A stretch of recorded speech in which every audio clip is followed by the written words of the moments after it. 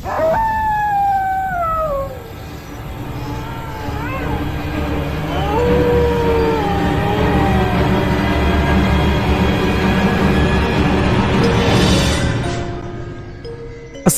warahmatullahi wabarakatuh. Jumpa lagi dengan saya Tama dalam Ada Apa Gerangan. Bagaimana kabar kalian? Semoga selalu diberikan kesehatan dan juga rezeki yang cukup.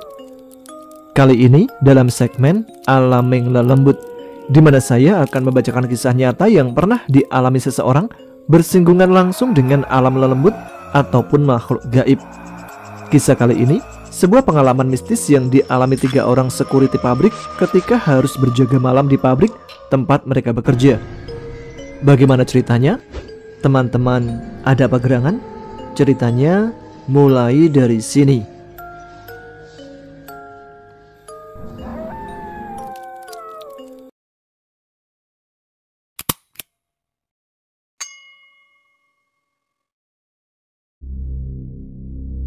Jadi kisah ini dialami oleh seorang penjaga keamanan atau security pabrik yang bernama Reynaldi atau biasa dipanggil Oncom. Aldi bekerja di salah satu pabrik yang sudah lama beroperasi di awal tahun 80-an. Pabrik ini memiliki nuansa bangunan yang terkesan angker karena bangunannya yang merupakan bangunan lama yang dibangun di era penjajahan Belanda. Kejadian ini dialami oleh Aldi pada tahun 2015 akhir di daerah Sumatera Selatan, tepatnya di daerah Bandar Lampung. Gangguan demi gangguan kerap kali dialami oleh Aldi dan beberapa teman seprofesinya. Aldi bekerja di salah satu pabrik PT ternama di Bandar Lampung yang bergerak di bidang industri. Semua total anggota security pabrik di tempat Aldi bekerja berjumlah 9 orang. Dan shift kerja dibagi menjadi 3. Satu shift terdiri menjadi 3 orang, di mana shift 1 bertugas dari jam 8 pagi sampai dengan jam 4 sore. Sedangkan shift 2 masuk pada pukul 4 sore sampai dengan jam 12 malam. Lalu diteruskan oleh shift 3 pada pukul 12 malam sampai dengan jam 8 pagi. Di setiap masing-masing shift itu ada salah satu ketua regu satuan keamanannya. Dan di shift Aldi yang menjadi ketua adalah Bang Sumarna. Lalu sebagai anggotanya ada Aldi dan salah seorang anggota keamanan lainnya yang bernama Putra. Jadi, awal mulai kejadian menyeramkan yang dialami oleh Aldi adalah ketika Aldi mendapatkan giliran kerja di shift 3. Dan biasanya security yang berjaga di shift malam itu harus mempunyai keberanian dan mental yang lebih kuat karena tanggung jawab di shift 3 lebih berat dibandingkan di shift 1. Pasalnya, security yang mendapatkan giliran jaga di shift 3 itu seringkali mengalami gangguan-gangguan mistis dan hal-hal yang menyeramkan saat sedang bertugas. Bisa dibilang, kejadian ini sudah menjadi makanan sehari-hari bagi security yang berjaga di shift 3. Saat itu, Aldi berangkat menuju pabrik tempat dia bekerja dari rumah pada pukul 11 malam. Dan setibanya di tempat kerja pada pukul setengah 12 malam. Setibanya di sana, Aldi berjumpa dengan security yang berjaga di shift 2. Lalu Aldi lanjut masuk ke dalam pos untuk melakukan absen. Setelah beberapa lama, datanglah teman shift Aldi yang bertugas jaga pada malam itu, yaitu Bang Sumarna dan Putra. Setelah selesai menyiapkan diri, Aldi dan bersama dengan kedua temannya bergegas menuju pos untuk bertukar shift dengan shift 2 yang sudah berakhir masa jam kerjanya. Aldi berjalan menuju tempat dia berjaga sambil berbincang-bincang dengan santai bersama dengan Bang Sumarna dan Putra. Singkat cerita, waktu sudah menunjukkan pukul 12 malam. Aldi pun sudah siap dengan perlengkapan jaganya malam itu, dengan membawa senter penerangan untuk berpatroli mengelilingi bagian demi bagian wilayah pabrik. Sebelum bertugas, Aldi sempat meminta izin kepada ketua shift di regunya, yaitu Bang Sumarna, untuk berpatroli. "Komandan, saya izin patroli keliling area pabrik." "Siap, laksanakan dan tetap hati-hati." "Siap, Komandan, laksanakan." Dan pada saat itu, Aldi pun serta Putra mulai berjalan mengelilingi area pabrik. Entah kenapa, Aldi pada malam itu mempunyai pemikiran untuk membagi tugas dengan Putra untuk berpatroli berpencar mengitari area pabrik. Aldi berpatroli di area sisi sebelah kanan pabrik, lalu di area kantor dan area mes karyawan. Sedangkan Putra pada malam itu berpatroli ke area sisi sebelah kiri pabrik dan lanjut ke area belakang pabrik. Aldi melakukan pembagian tugas dengan Putra dengan maksud dan tujuan agar bisa lebih mempercepat waktu pada malam itu. Lalu Aldi dan Putra berjanjian bertemu di pos monyet, salah satu pos yang berada di kawasan pabrik tersebut. Pos monyet ini berada pas di tengah-tengah area pabrik, dan Putra pun mengiyakan usulan yang diberikan oleh Aldi. Karena Putra juga berpikiran akan memakan waktu yang lama apabila berpatroli tanpa membagi tugas menyebar ke wilayah pabrik. Dikarenakan area pabrik yang cukup besar dan luas yang akan menghabiskan waktu cukup lama, sekitar 45 menit perjalanan. Setelah berpencar dengan Putra, Aldi pun mulai berjalan ke arah area kantor di pabrik tersebut. Dan setibanya di area kantor, di sanalah awal mulai kejadian mistis yang dialami oleh Aldi. Di saat Aldi berpatroli dan mengarahkan lampu senternya ke area kantor yang gelap tanpa cahaya penerangan, dikarenakan lampu di area kantor dalam keadaan mati, tiba-tiba Aldi melihat sosok penghuni pabrik itu. Dengan perwujudan sosok wanita menyeramkan berambut pendek seleher, bermuka pucat dengan wajah datar yang mengenakan baju lusuh berwarna kuning pudar, bermotifkan kembang-kembang. Pada saat itu, Aldi melihat dengan jelas sosok wanita menyeramkan ini dengan mata kepalanya sendiri. Sosok wanita itu tampak terlihat dengan jelas oleh Aldi, melayang dari pintu bagian belakang kantor menuju ke area ruangan yang biasa dipakai untuk meeting.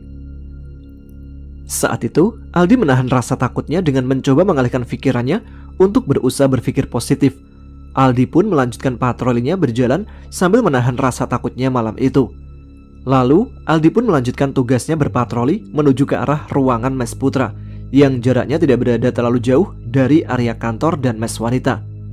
Dan struktur bangunan di pabrik itu juga layaknya menyerupai seperti lorong-lorong yang berada di rumah sakit. Ditambah suasana gelap dan mencekam membuat bulu kuduk Aldi merinding melewati tiap-tiap lorong yang dilalui. Lalu, di saat Aldi tiba di salah satu lorong yang menghubungkan mes karyawan pria menuju mes karyawan wanita, tiba-tiba Aldi terkejut karena mendengar suara seperti ada tentara atau orang banyak yang sedang melakukan kegiatan baris berbaris.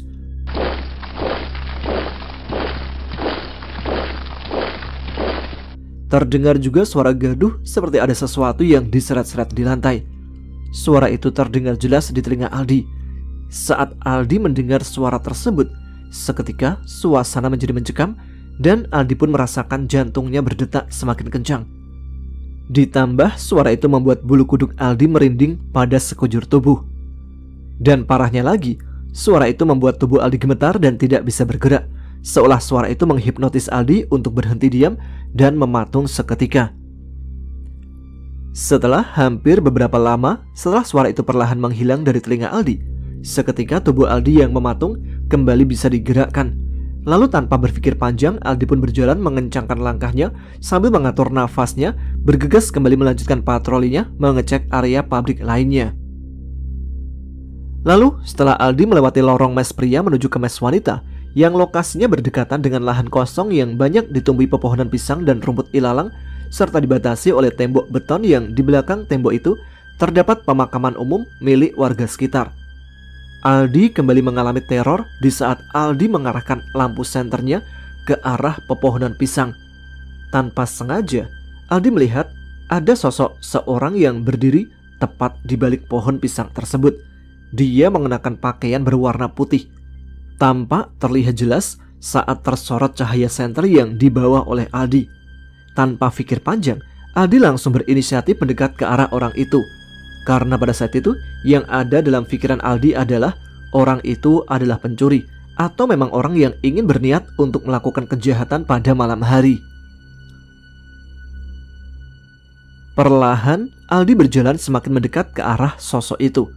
Tetapi, di saat Aldi sudah hampir mendekat, tiba-tiba sosok yang menyerupai orang yang dilihat oleh Aldi ternyata bukanlah manusia, melainkan sesosok wanita dengan mengenakan gaun berwarna putih kusam dengan rambutnya yang panjang kusut, dan terdapat beberapa helai daun kering yang menempel serta dengan wajah yang menyeramkan, dipenuhi oleh luka bekas sayatan benda tajam yang berlumuran darah. Melihat sosok itu, Aldi merasa lemas dan ketakutan yang luar biasa. Sontak Aldi pun melantunkan ayat suci yang bermaksud untuk mengusir sosok itu dari hadapannya. Tetapi sosok itu malah terbang meninggalkan Aldi sambil tertawa cekikikan. Kejadian itu langsung membuat Aldi semakin takut dan membuatnya lari ketakutan menjauh, meninggalkan sosok wanita menyeramkan dengan wajah penuh luka sayatan dan berlumuran darah itu. Saat Aldi mulai merasa dirinya aman dan agak menjauh dari lokasi itu, dia berhenti sejenak untuk menghilangkan rasa takutnya sambil sesekali mengatur nafasnya.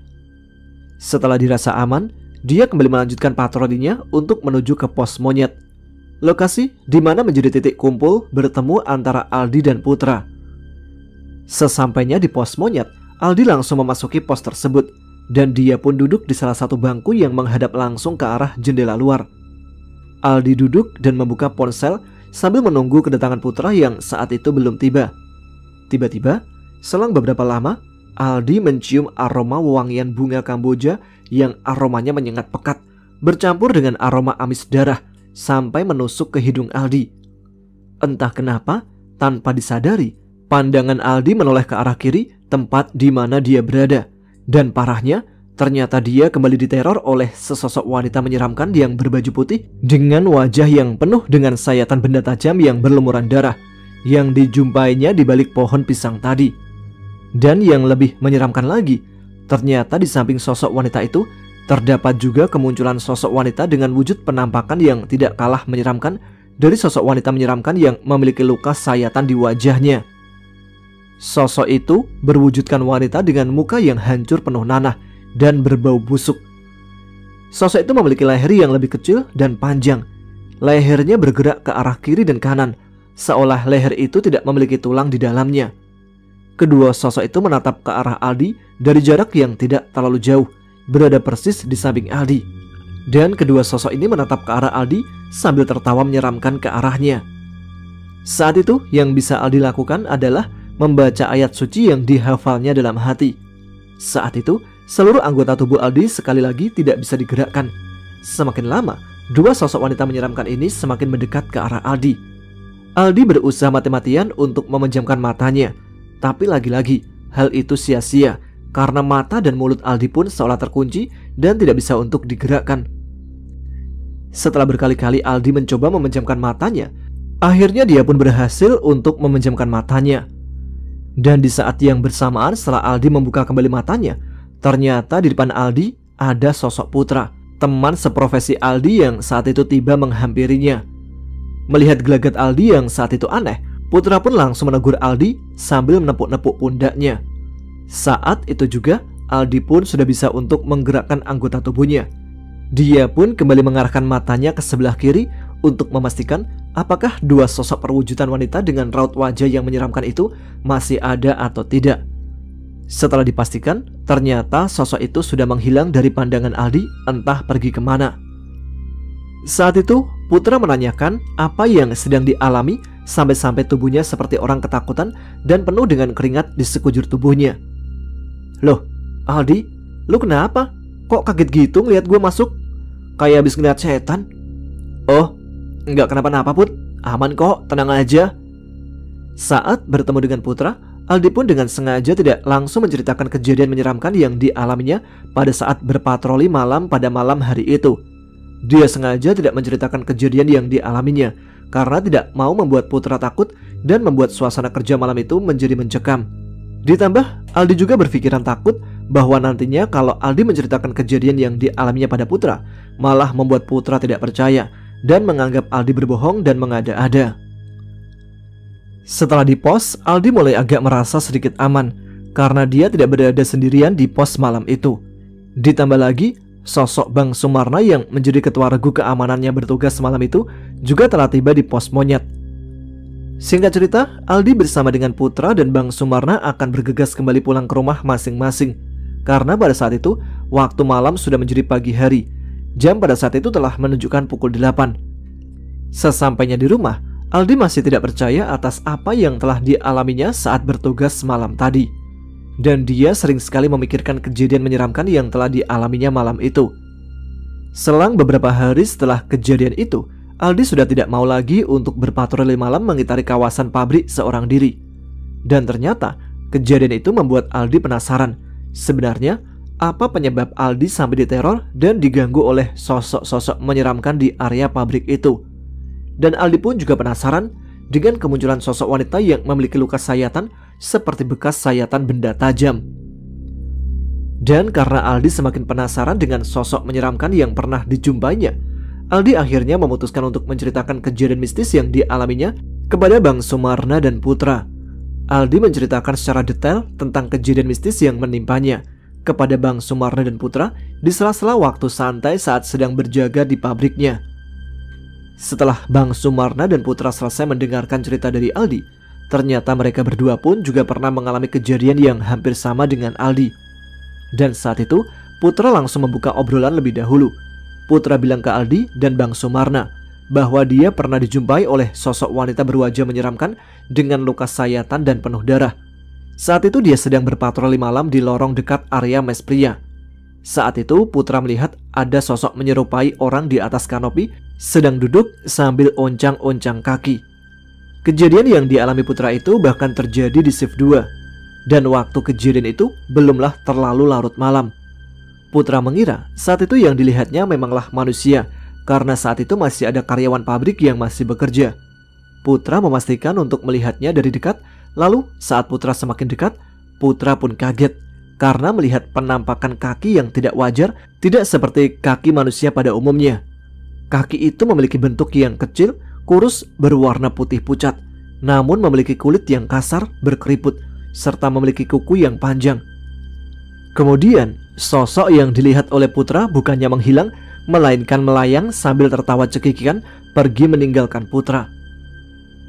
Sontak kejadian itu membuat Putra lari terbirit-birit meninggalkan lokasi tersebut.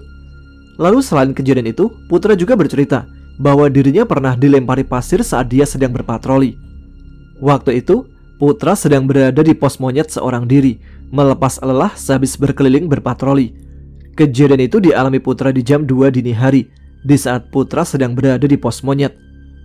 Tiba-tiba, Putra merasakan ada benda menyerupai pasir yang dilempar dari arah atas dan benda itu jatuh tepat di kepalanya.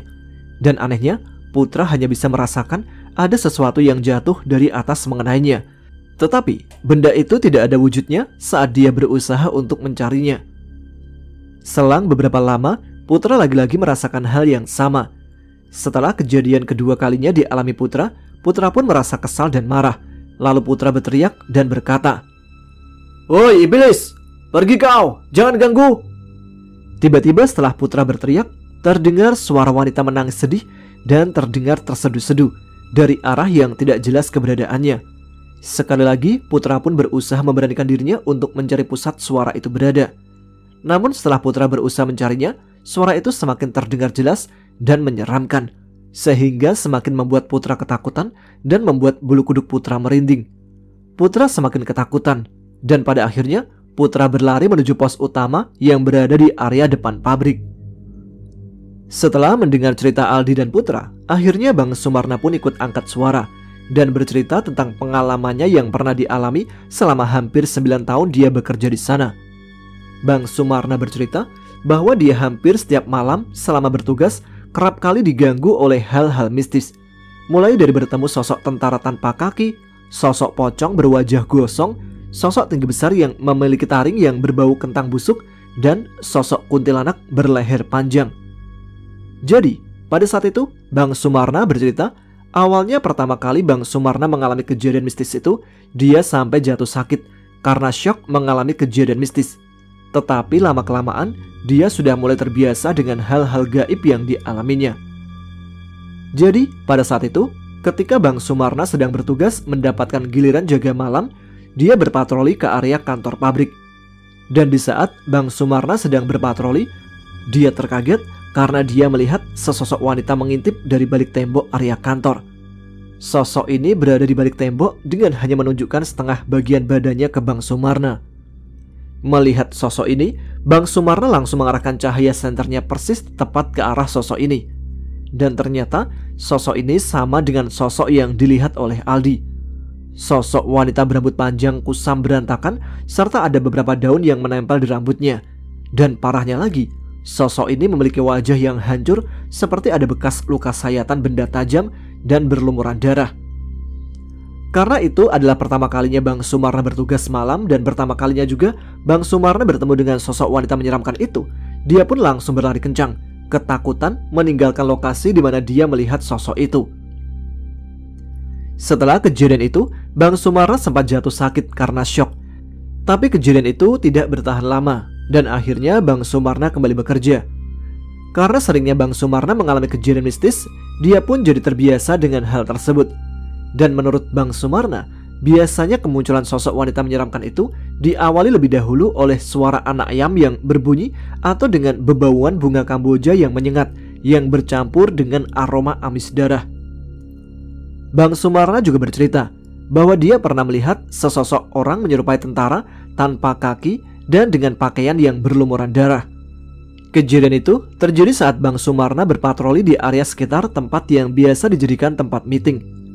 Awalnya, Bang Sumarna mendengar ada suara orang berjalan serta dibarengi dengan suara seperti orang menarik atau menggeser sesuatu di lantai. Setelah ditelusuri, ternyata suara itu berasal dari arah ruangan meeting. Dan setelah Bang Sumarna mendekati suara itu, dia dikagetkan dengan penampakan sosok hantu tentara yang mengenakan pakaian penuh bercak darah dan hanya memiliki satu bagian kaki, sedang melintasi di lorong sambil menyeret sesuatu berupa kain atau karung yang kusam. Melihat itu, Bang Sumarna langsung membalikkan badannya dan enggan untuk mendekat ke arahnya. Dia pun langsung berlalu pergi melanjutkan patroli malamnya pada saat itu. Bang Sumarna juga bercerita bahwa dirinya seringkali mendengar suara-suara mistis berupa suara tangisan dan suara orang wanita yang tertawa. Mendengar Bang Sumarna bercerita, Aldi pun bertanya pada Bang Sumarna mengenai sosok yang seringkali meneror dan menampakkan diri, kenapa selalu sosok wanita itu. Dan Bang Sumarna sebagai orang yang sudah lumayan lama bekerja di pabrik itu menjawab pertanyaan Aldi. Dia juga belum tahu pasti kebenaran tentang kejadian itu. Jadi menurut kabar yang beredar dari warga sekitar dan orang-orang yang terdahulu yang pernah bekerja jauh sebelum Bang Sumarna, dulu pernah ditemukan sesosok mayat wanita yang tidak diketahui identitasnya di area sekitar pabrik. Saat ditemukan pertama kali oleh warga sekitar, mayat wanita itu dalam keadaan tertelungkup. Wajahnya menghadap ke tanah dengan kondisi yang setengah telanjang. Diduga sosok mayat wanita yang ditemukan adalah bekas korban pembunuhan. Saat dievakuasi dan mayatnya diangkat, ternyata wajah mayat ini memiliki luka seperti sayatan benda tajam. Dan kejadian ini tidak diketahui secara pasti tanggal dan bulannya berapa. Menurut cerita dari warga sekitar, kejadian itu terjadi pada tahun 80-an. Dan sepertinya, sosok wanita menyeramkan yang memiliki wajah bekas sayatan benda tajam itu adalah sosok arwah gentayangan yang menurut warga sekitar masih belum terungkap siapa identitasnya. Dan sampai saat ini masih menjadi misteri yang belum terungkapkan karena kejadian ditemukannya sosok mayat tanpa identitas itu juga tidak diketahui pasti kapan tanggal dan bulan berapanya. Yang jelas kejadian ini terjadi pada tahun 80-an lalu, sehingga kejadian ditemukannya sosok wanita itu masih menjadi misteri di kawasan pabrik itu sampai saat ini. Semoga almarhumah diterima di sisi Allah Subhanahu wa Ta'ala, diampuni dosanya dan dilapangkan kuburnya. Amin, amin ya rabbal alamin.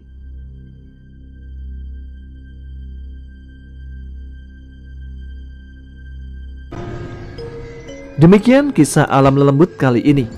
Setiap pekerjaan selalu memiliki resikonya sendiri. Tetaplah semangat dan semoga diberikan keselamatan dalam menjalankan pekerjaannya dimanapun teman-teman berada. Yang punya pengalaman serupa seputar tempat kerjanya bisa dikirimkan ke email kami adapagerangan20@gmail.com bila ingin dibacakan tentunya. Baiklah, semoga bisa menghibur dan dapat kita ambil pelajaran dari kisah malam ini. Terima kasih untuk teman-teman sekalian yang telah menyimak episode kali ini.